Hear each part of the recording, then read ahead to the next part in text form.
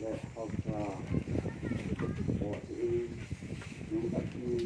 yo kitna katipana cái program nó quan trọng như hồ đình trên người cái hình xây dựng tấm tại cái này hay là ngài hình hồ đình cái gì thì dòng này mình cho mình vào được cái lối nhang hòn có cái cả những loại những cái hồ thì các khu trung bình hồ thì mình số thì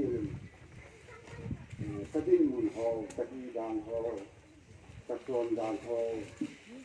cái society thì họ cái gì đồ đàn hồ thì đàn khác cũng là những cái gì ở tại mình có là hồ để từ là đi là mang hỏi những cái những người thì mình là lại rồi bây này thì cái này tu ni ai cũng có rồi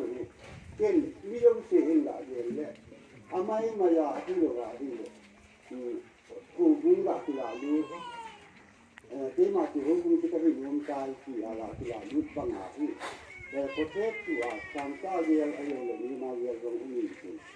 cái hình là cả lạ nó sang cả quay mà đi cả sân thị lăng quay mà đi rồi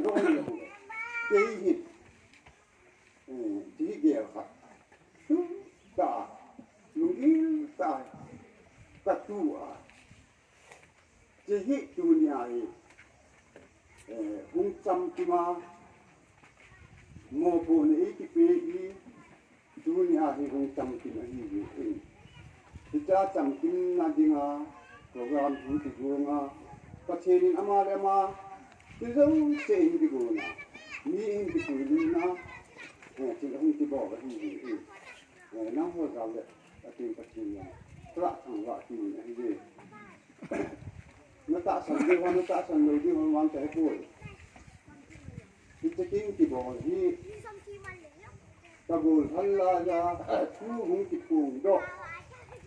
tu nhà chỉ có bài chịu phụ thuộc nói gì thế là mình chỉ được hiểu rằng cái xây gì của luôn là cái xây gì cái ra anh xây dựng phải mình phải như này cái gì như thế này của tôi xin xây đấy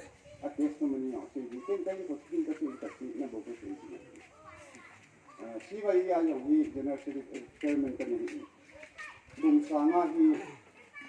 cái đó này hơi nhiều phần in tàu thì cái giống như phạt ấy nó tàu kia à